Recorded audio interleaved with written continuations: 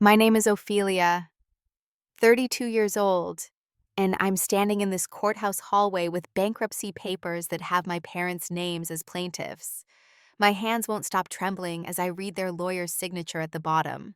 The same parents who taught me that family comes first are now trying to destroy everything I've built. This all started over our family business, the one I spent 15 years growing from nothing. Before I share what happened in that courtroom, I'd love to know where you're watching from today. Please consider subscribing if stories about family betrayal and unexpected justice resonate with you. What you're about to hear might change how you view family and business forever. Growing up in suburban Connecticut, I thought I had the perfect family. My father Harold worked as an investment banker, while my mother Margaret built her real estate career. When I turned 15, they started Premier Property Solutions with 3 rental properties they'd saved for years to purchase. I still remember filing papers after school, my father teaching me about cap rates and cash flow, while my mother showed me how to stage homes for maximum appeal. By the time I reached 20, I was managing tenant relations and coordinating repairs. My parents offered me a choice that would define my next decade. Columbia University had accepted me with a full scholarship for their business program, but the family company needed someone full-time. They painted a picture of our future together, building something that would support generations. I chose family. For 5 years, I worked without a proper salary. Every dollar went back into growing the business. I developed our first website, created digital marketing campaigns that tripled our inquiries, and personally managed every property renovation. While my college friends were starting careers with signing bonuses and benefits, I was unclogging toilets at 2 in the morning because we couldn't afford emergency maintenance staff. The sacrifice started paying off when I turned 25. We'd grown from 3 properties to 12, and I was officially operations manager. That's when Marcus walked into my life during a property showing in Greenwich. He was looking for office space for his accounting firm, and I was showing a commercial building we'd just acquired. 6 months later, he proposed at that same building, and my parents hosted our engagement party in the conference room we'd built together. Our wedding was everything I dreamed of held at one of our renovated historic properties. Harold's speech made everyone cry when he said that gaining Marcus as a son was wonderful, but watching his daughter become a business leader was his greatest joy. Margaret added that Premier Property would always be my legacy, that everything they built was really for me. Those words felt like a promise carved in stone. When our daughter Emma arrived 2 years later, my parents transformed into the most devoted grandparents. Harold would bring her to property visits in a baby carrier, teaching her to count using apartment numbers. Margaret decorated a nursery at the office so I could bring Emma to work. During Sunday family dinners, they'd raise their glasses and toast to the future CEO of Premier Property, while Emma giggled in her high chair. By my 30th birthday, I'd expanded our portfolio to 47 properties worth $12 million. The property management app I developed streamlined our operations and cut administrative costs by 40%. We were featured in Connecticut Business Magazine as a family success story. The article highlighted how I'd modernized a traditional business model while maintaining personal relationships with every tenant. Yet certain things nagged at me quietly. Whenever I brought up succession planning or putting ownership agreements in writing, my parents would wave it off. Harold would say lawyers just complicate family matters, that his word was better than any contract. Margaret would get emotional asking if I didn't trust them, so I'd drop it telling myself that forcing the issue would seem greedy or impatient. I poured everything into Premier Property. While friends took vacations to Europe, I was renovating kitchens. When Marcus suggested we should diversify our investments, I convinced him to put our savings into expanding the company's commercial division. Every bonus, every profit share, every spare dollar went back into growing what I believed would be our children's inheritance. The innovation I brought transformed us from a small family operation into a regional force. My digital marketing strategies had waiting lists for every property. The property management software I designed caught the attention of 3 major firms who wanted to license it. I turned them all down because it was our competitive advantage. My parents called me brilliant, saying I'd surpassed their wildest dreams for the company. Those Sunday dinners were filled with laughter and planning. We'd spread development maps across the dining table, while Emma played with toy houses underneath. Harold would point to potential acquisitions, while Margaret calculated renovation costs. Marcus would review the financial projections I'd prepared, and they'd marvel at the growth trajectories. We were a team, a family united by shared purpose and mutual success. The phrase they repeated constantly was that premier property would be mine when the time came. Not if, but when. They'd joke about retiring to Florida while I ran the empire we'd built together. Margaret even showed me the condo listings she'd bookmarked in Naples, saying she couldn't wait to be a full-time grandmother while her daughter ran the family business. I believed every word, because why wouldn't a daughter trust her parents? Everything changed when my brother Daniel returned from California. His tech startup had burned through $2 million in venture capital with nothing to show for it. He arrived at Sunday dinner unexpectedly, looking defeated, and asking to stay in his old room temporarily. My parents welcomed him with open arms, and I supported him completely. Family helps family after all. Within weeks, I noticed closed-door meetings between Daniel and our parents in Harold's home office. When I'd knock to discuss quarterly reports, they'd quickly close laptop screens and change the subject. Margaret started asking strange questions about our client relationships, wanting detailed information about contract terms and renewal dates. It felt odd, but not yet alarming. The real shock came when I accidentally saw an email on Margaret's computer while fixing her printer. The subject line read, "Restructuring ownership structure from a law firm I didn't recognize." The preview showed something about transitioning assets and protecting family interests. When I asked about it at dinner, both parents insisted it was just routine estate planning, nothing that concerned the business operations. Daniel suddenly developed an interest in real estate despite never showing any before. Harold announced that Daniel would be joining the company to learn the family business. I welcomed this, thinking it would be good for him to find stability after his failure. I spent 3 months training him, teaching him everything from lease agreements to maintenance scheduling. He seemed grateful at first, but Daniel's comments grew increasingly bitter as he learned how much I'd built. He'd make snide remarks about how some people never take risks because they hide in the family business. When clients complimented my work, he'd interrupt to mention his Silicon Valley experience, implying that real estate was simple compared to tech. I brushed it off as wounded pride that would heal with time. Marcus discovered the first major red flag while reviewing our quarterly statements. Several properties had been transferred to a new LLC that wasn't in our operational structure. When he questioned the accountant, he learned that Harold had instructed these changes without documentation. The accountant assumed I knew since I handled all operations. 20 properties had been quietly moved out of the company structure I managed. I confronted my parents privately, trying to understand the reasoning.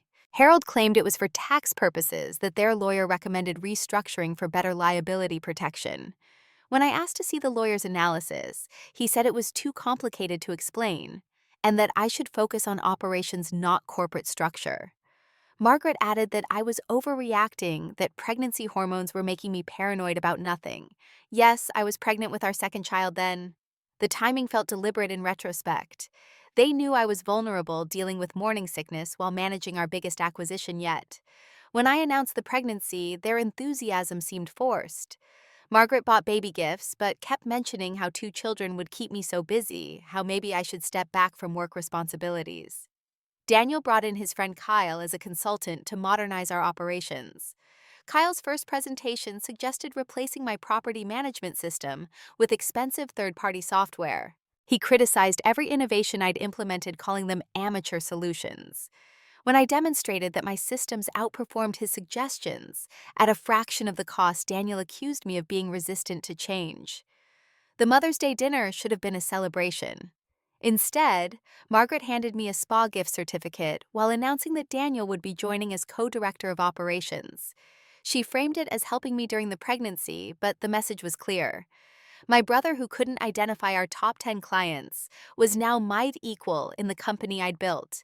Harold said it would be good to have masculine energy balancing the leadership team. 3 nights later, I found Daniel in my office at 10 p.m. going through confidential client files.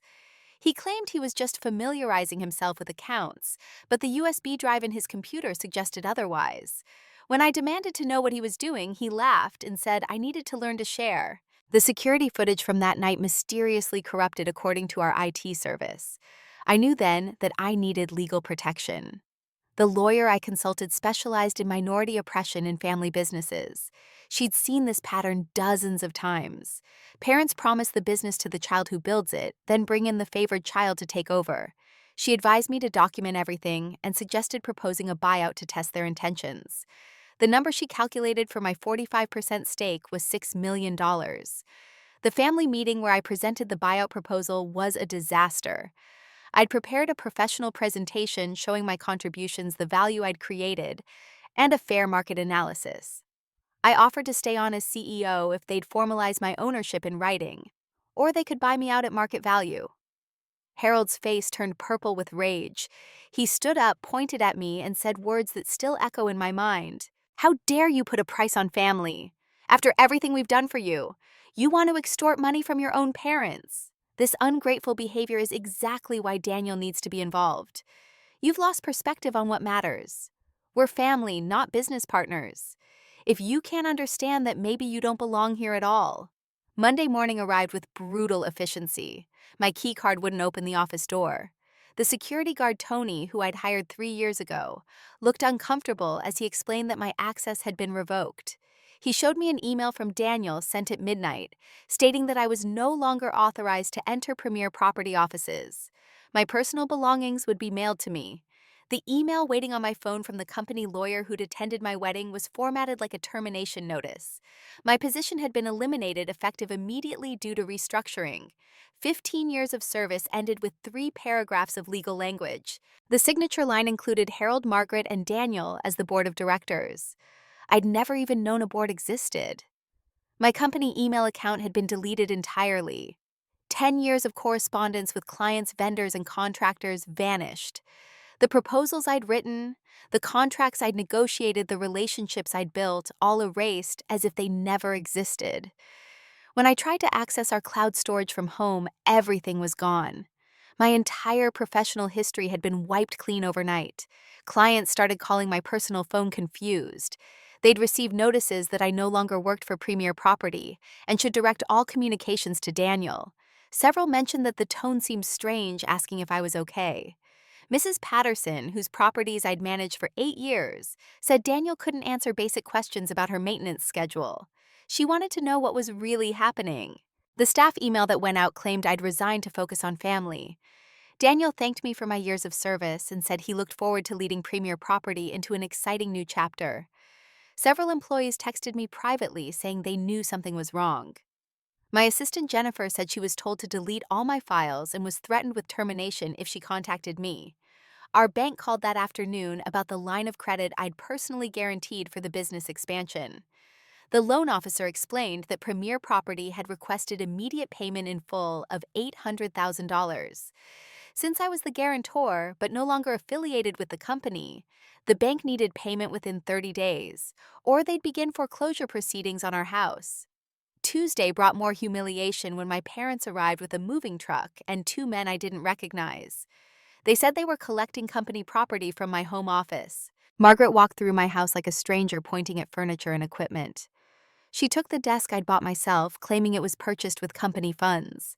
Even the laptop I'd owned before joining the company was loaded into the truck. When Emma asked why Grandma was taking Mommy's things, Margaret knelt down and said Mommy didn't need them anymore because she wasn't working. The casual cruelty of explaining my professional execution to my 5-year-old daughter broke something inside me. Margaret had tears in her eyes as she hugged Emma goodbye, but they weren't tears of regret. They were tears of an actress playing a role.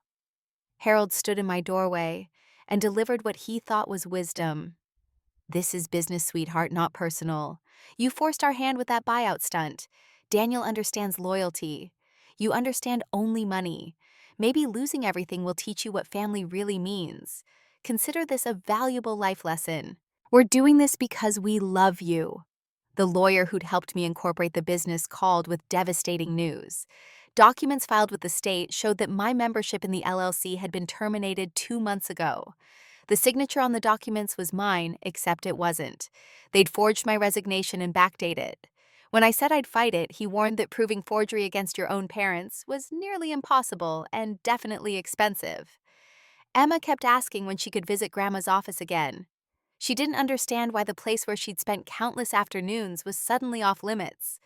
I tried explaining that Mommy was starting something new, but she wanted to know why Grandpa Daniel was sitting at Mommy's desk in the photos grandmother posted on social media. Children see truth that adults try to hide. Marcus lost his job the following week. His firm's biggest client was Premier Property, and Daniel had called to terminate the contract, citing conflict of interest now that I was no longer with the company. The managing partner apologized, but said losing that account meant Marcus's position was no longer sustainable. In 5 days, my parents had dismantled both our careers with surgical precision. When I tried retrieving personal items from my office, security had been instructed to call the police if I appeared on the property. The photos of Emma's first steps, the award plaques with my name, the coffee mug Marcus gave me that said, "World's Best Boss," all held hostage. Jennifer secretly mailed me some photos she'd saved, risking her job to preserve memories my parents wanted to erase. The character assassination began immediately. Clients were told I'd been suffering from mental health issues since the pregnancy. Some heard I'd been stealing funds. Others were informed that I'd had an emotional breakdown and threatened violence. The stories varied, but the message was consistent. Ophelia was unstable, dangerous, and not to be trusted. Call Daniel with any concerns. The cease and desist letter arrived by courier. I was prohibited from contacting any Premier Property clients, vendors, or employees. Any attempt to interfere with business operations would result in immediate legal action.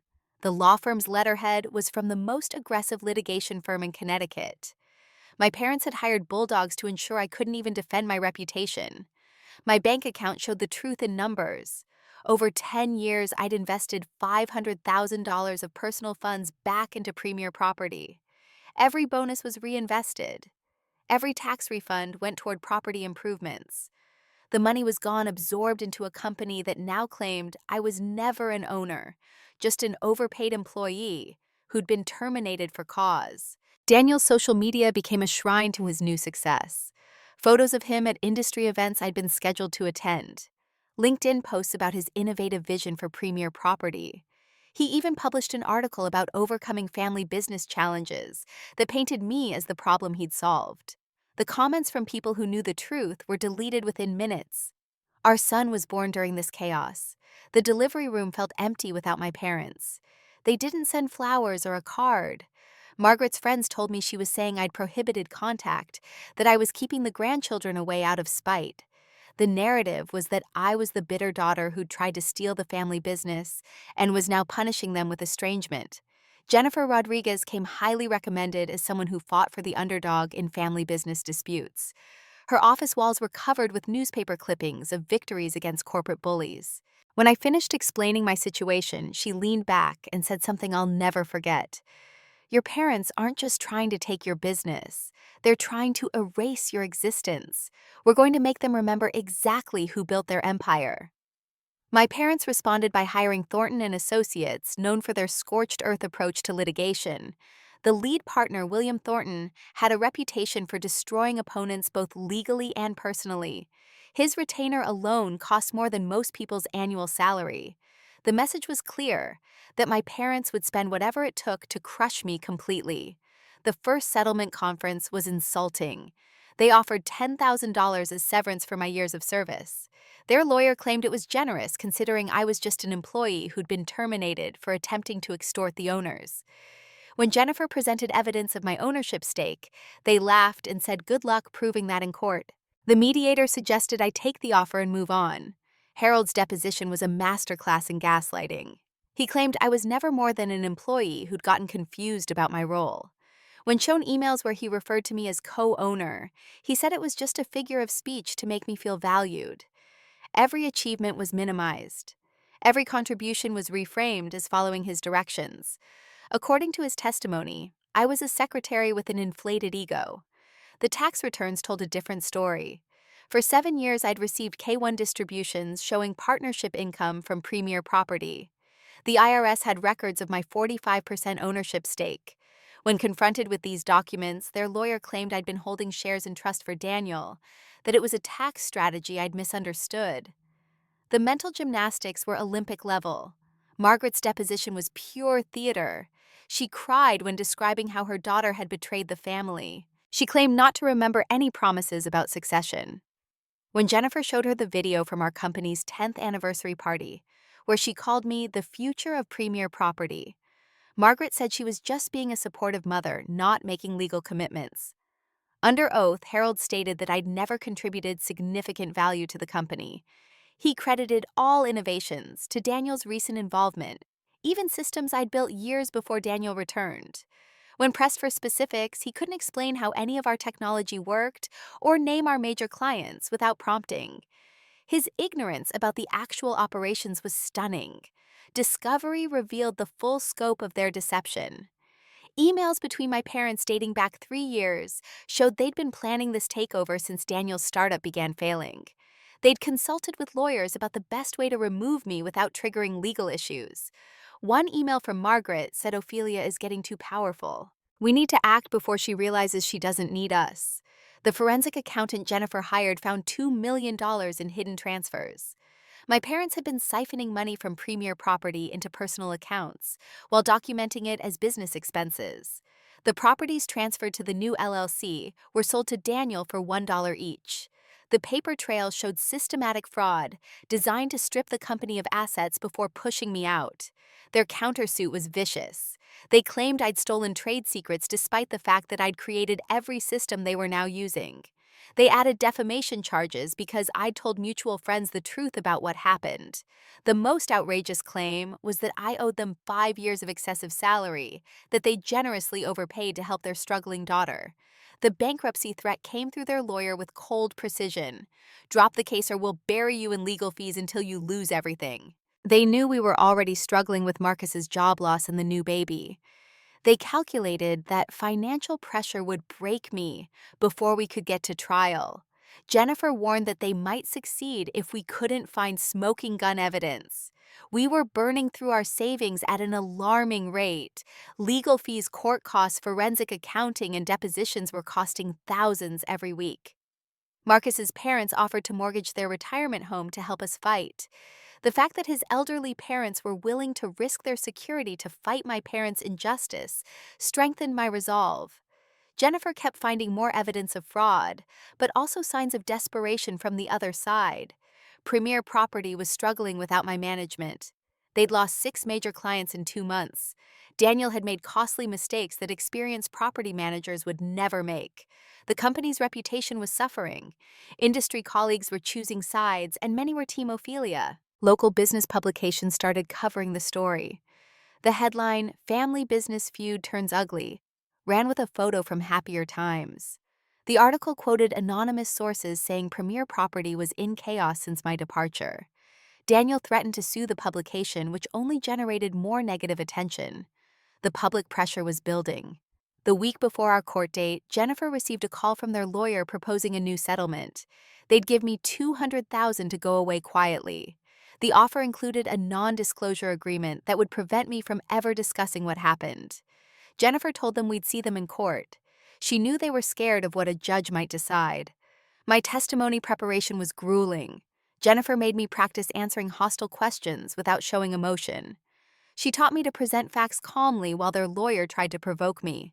We reviewed 15 years of documents until I could recite dates and figures instantly. She said the key was making the judge see the truth through their lies. The community support was unexpected, but welcome.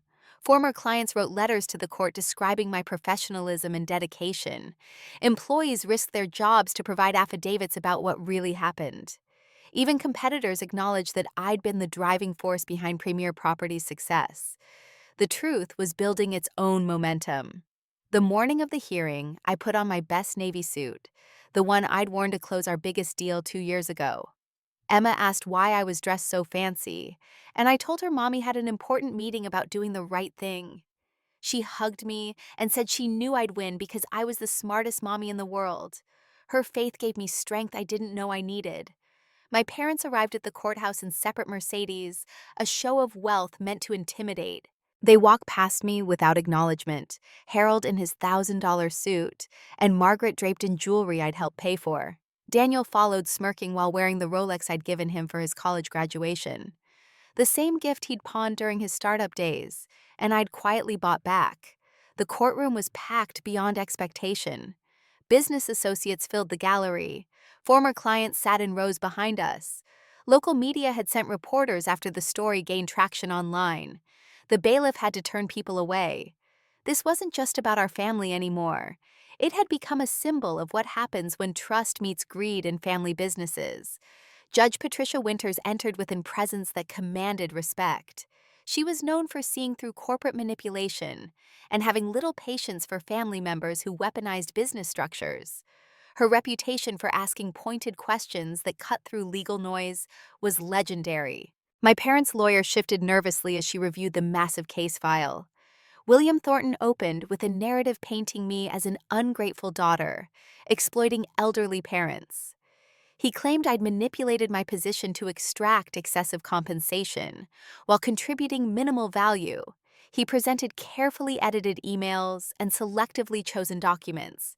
His presentation was polished professional and completely divorced from reality, but he sold it with conviction that almost made me doubt myself. When he described my emotional instability and mental health issues following pregnancy, Jennifer objected furiously. The judge sustained it, warning Thornton to stick to business matters. But the damage was intentional. He wanted to plant seeds of doubt about my credibility. Every objection Jennifer made seemed to play into his narrative of me being difficult and unstable. Harold took the stand first, presenting himself as a benevolent father betrayed by greed. He testified that he'd built Premier Property alone while I played at being helpful. He claimed my role was glorified secretary work that any competent person could perform. When he said Daniel had always been the intended successor, Margaret nodded supportively from the gallery. His testimony included fabricated stories about my incompetence. He described fictional situations where he'd saved deals I'd supposedly bungled. He claimed credit for innovations that happened while he was on vacation. The most painful lie was when he said I'd threatened to destroy the company if they didn't pay me millions. The father I'd loved was gone, replaced by a stranger willing to say anything. Margaret's performance surpassed Harold's in emotional manipulation. She sobbed while describing how their daughter had broken their hearts with baseless accusations. She testified that any promises about succession were just parental encouragement, not legal commitments. She even suggested I'd misunderstood their support as ownership, a tragic miscommunication that I'd turned into litigation. Daniel's testimony was the most vindictive. He claimed I'd been sabotaging operations for years, that he'd discovered numerous errors I'd hidden. He couldn't provide specific examples when pressed, just vague assertions about inefficiencies. When asked to name our top 5 clients, he struggled and got 3 wrong. His incompetence was obvious, but he delivered his lies with brotherly concern. Cross-examination revealed the holes in their story immediately. Jennifer asked Harold to explain the property management system. He couldn't describe basic functionality. When asked about specific client relationships, he confused names and contract terms. The man claiming to have built everything couldn't answer fundamental questions about daily operations. Daniel's cross-examination was almost comical. He didn't know our insurance carriers couldn't explain our maintenance protocols, and wasn't aware of major regulations affecting property management. When Jennifer asked him to log into the system, he supposedly improved he couldn't remember the password. His title was co-director, but he couldn't direct anyone to the bathroom without help. My turn on the stand came after lunch. Jennifer had coached me to remain calm, regardless of provocation. I presented 15 years of documented contributions methodically. Every innovation, every client relationship, every expansion was supported by emails, contracts, and financial records. I didn't need to embellish because the truth was more powerful than their fiction. The business plan I'd written at age 20 was entered into evidence. My handwriting covered every page with detailed projections that matched our actual growth trajectory almost perfectly. The marketing strategies, the financial models, the operational procedures were all there in faded ink. Harold had written "nice job" in the margins. His praise contradicted his current claims. Jennifer played the video from our 10th anniversary celebration. Harold's speech called me the backbone of Premier Property and the reason for our success. Margaret toasted to her daughter the true owner of this empire. Daniel, drunk and honest, had said he could never do what his sister did. The contrast between their words then and their testimony now was devastating. The smoking gun came when Jennifer introduced a recorded phone call between Harold and our bank. He'd needed to refinance a property loan and explicitly stated that his daughter Ophelia owned 45% of Premier Property. When the banker asked about succession planning, Harold said the company would be Ophelia's within 5 years. The recording was crystal clear and completely admissible. Thornton objected frantically, claiming the recording was illegally obtained. Jennifer calmly explained it was provided by the bank as part of standard loan documentation. The judge overruled his objection and asked to hear the recording again.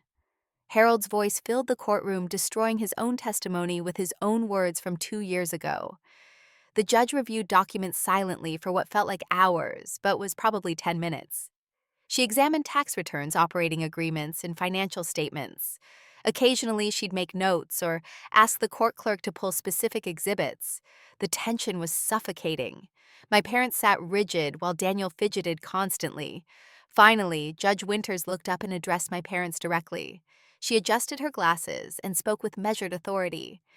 Mr. and Mrs. Harrison, I've reviewed extensive documentation here, but I have just one question. If your daughter was merely an employee, as you claim, why did you report her ownership stake to the IRS for the past 7 years on official partnership tax returns? The silence was absolute. You could hear the courtroom clock ticking. Harold's face went from red to white. Margaret stared at the floor. Thornton frantically whispered with his clients, his confident facade crumbling. Daniel looked confused, probably not understanding the implications of the question.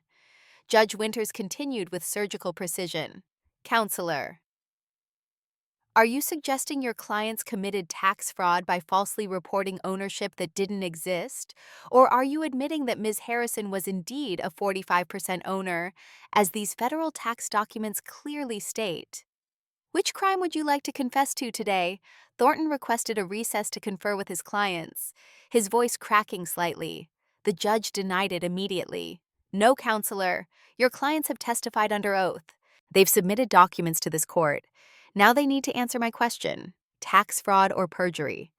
Those appear to be the only options based on the evidence you've presented, versus the federal records before me. Harold broke first. His shoulders sagged as decades of paternal authority crumbled. Your Honor, we may have... The situation is complex. Ophelia was an owner, yes, but she didn't earn it the way we did. We built the foundation. She just maintained what we created. The ownership was more of a gift than earned equity. We thought she understood it could be revoked. Margaret tried damage control through tears. We never meant for it to go this far. When Ophelia demanded millions, we panicked. We thought she was being influenced by her husband to extract money from us. Daniel needed a chance, and she had everything already. A husband, children, a beautiful home. Why did she need the business too? Daniel's outburst revealed the real truth. Because you promised it to me first. You said if I failed in California, I could always come home to the family business. But she'd taken everything by then. My position, my inheritance, my parents' respect. I deserved what she'd stolen from me. It was supposed to be mine. Judge Winters raised her hand for silence. So this was about jealousy and broken promises between siblings, not about ownership or performance. Mr. and Mrs. Harrison, you created this situation by promising the same thing to both children. When forced to choose, you chose deception over honesty. You chose to destroy the child who built your empire, rather than disappoint the child who failed elsewhere. She continued with devastating clarity. The evidence shows Ms. Harrison transformed a 3-property operation into a $12 million portfolio. She developed systems, cultivated client relationships, and generated millions in revenue. Meanwhile, you secretly planned her removal while she was pregnant with your grandchild. You forged documents, transferred assets, and deliberately destroyed her livelihood. The ruling was comprehensive. Ophelia Harrison is entitled to 45% of Premier Property's current value, as established by the forensic accounting report.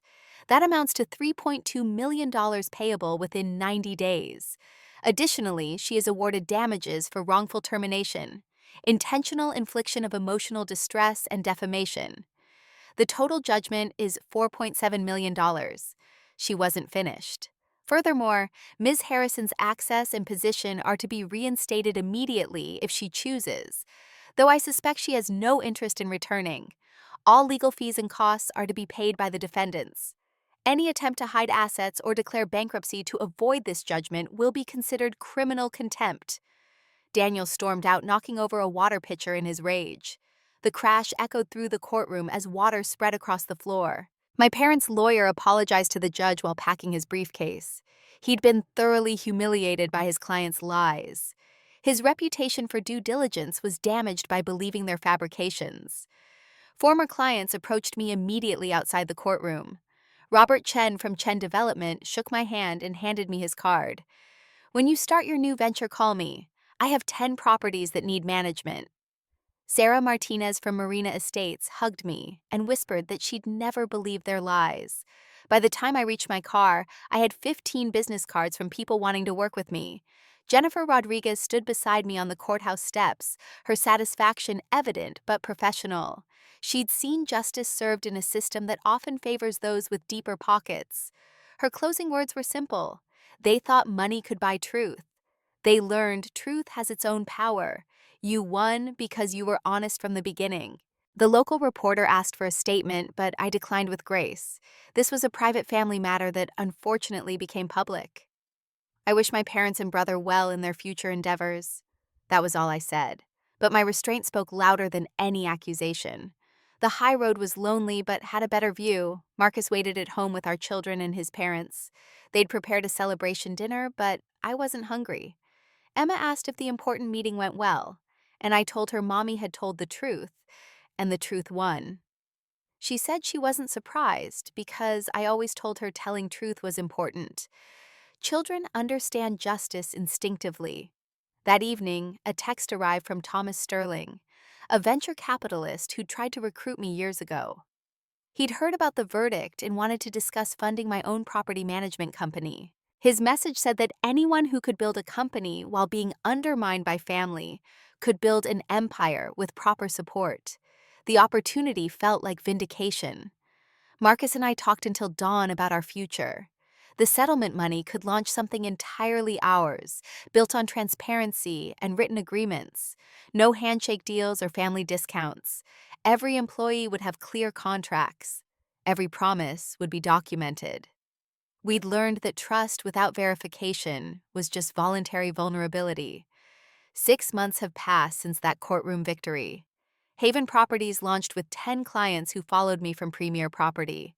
We specialized in ethical property management with transparent pricing and clear contracts. Every client received monthly reports showing exactly where their money went. No hidden fees, no surprise charges, no family drama affecting service. The team I built came from unexpected places. Jennifer, my former assistant, became operations manager. Tony, the security guard who turned me away, applied as soon as his Premier contract ended. Several maintenance workers who'd respected my hands-on approach joined immediately. We became a home for professionals who valued integrity over dynasty. Revenue reached $2 million in our first quarter. The property management software I developed at Premier became our foundation, improved without the constraints of my parents' skepticism. We licensed it to 3 firms generating passive income that exceeded my old salary. Innovation flourished when fear of family judgment disappeared. A letter from Margaret arrived last month, water stained with tears, or maybe just dramatism. She wrote about missing her grandchildren and regretting the path they'd chosen. She claimed Harold pressured her into the betrayal. She wanted to meet for coffee to explain her side. I responded with kindness but clarity. The bridge she burned provided light to see my new path. Harold attempted a visit on Emma's birthday. He stood on our porch with an expensive gift and rehearsed apology. I accepted the gift for Emma but declined his entry. He said I was being cruel by denying him access to his grandchildren. I reminded him that cruelty was destroying their mother's career while she was pregnant. Actions have consequences even for parents. Daniel's portion of Premier Property collapsed within 8 months. Without my management, clients fled. Properties fell into disrepair. The reputation I'd spent 15 years building crumbled under his incompetence. He contacted Marcus about a loan, claiming family should help family. Marcus suggested he ask our parents since they'd chosen him as their business successor. The children see their grandparents now, but only during supervised visits at neutral locations. Emma doesn't understand why Grandma and Grandpa can't come to our house anymore. I've told her age-appropriate truth about adults sometimes making choices that hurt people they love. She seems satisfied knowing that Mommy and Daddy will never make those choices with her. Marcus joined Haven Properties as Chief Financial Officer after completing his forensic accounting certification. His experience with our legal battle made him exceptional at protecting other family businesses from internal fraud. We became partners in every sense, building something untainted by toxic legacy. Our marriage strengthened through surviving betrayal together. I funded a scholarship at Connecticut State University for women entering family businesses. The application requires an essay about maintaining professional boundaries with family. Every year I speak to the recipients about the importance of written agreements, even with people you love, especially with people you love. Trust is beautiful, but contracts are better. Speaking engagements at business conferences became unexpected therapy. Sharing my story helped other daughters in family businesses recognize their value. The emails from women saying my experience gave them courage to demand written agreements or walk away made every painful moment worthwhile. My parents' betrayal became other families' cautionary tale. Haven Properties expanded to commercial real estate within a year. We purchased one of Premier Properties' former buildings at foreclosure auction. The irony wasn't lost on anyone when we renovated it into our flagship office. Daniel had let it deteriorate so badly that we got it for half its value. Sometimes karma has a sense of humor. The company culture we built was everything Premier Property never was.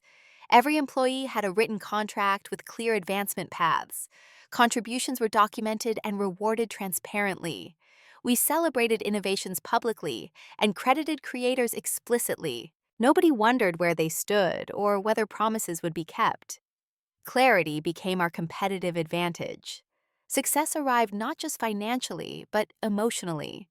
I slept peacefully without wondering when betrayal would come. Emma saw me building something positive from destruction.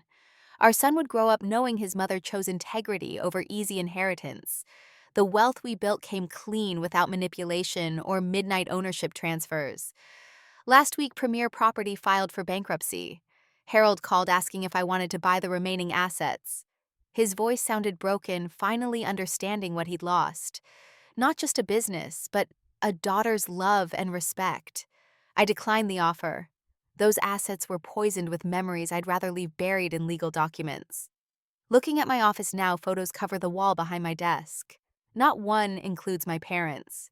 Emma's artwork, Marcus's goofy selfies, my team celebrating victories, those are my family now. The empty space where my parents' photo might have been doesn't feel like loss anymore. It feels like freedom from expectations that were never really love. I learned that blood relation doesn't guarantee loyalty, but it also doesn't define your worth. Sometimes the family that tries to break you actually gives you the strength to build something unbreakable. The judge's question that day didn't just expose their lies, it revealed my truth. I was never just their daughter or their employee. I was always enough with or without their validation. The empire I'm building now isn't about proving them wrong. It's about proving myself right. What would you do if your own family tried to destroy everything you built? Have you ever had to choose between toxic loyalty and personal truth? I'd love to hear your thoughts in the comments below. If this story resonated with you, please consider sharing it with someone who might need to hear that family betrayal doesn't define your future. Like this video if you believe in justice prevailing, and subscribe for more stories about overcoming impossible odds. Thank you for listening to my journey, and remember that sometimes losing everything you thought you needed leads to gaining everything you actually deserve.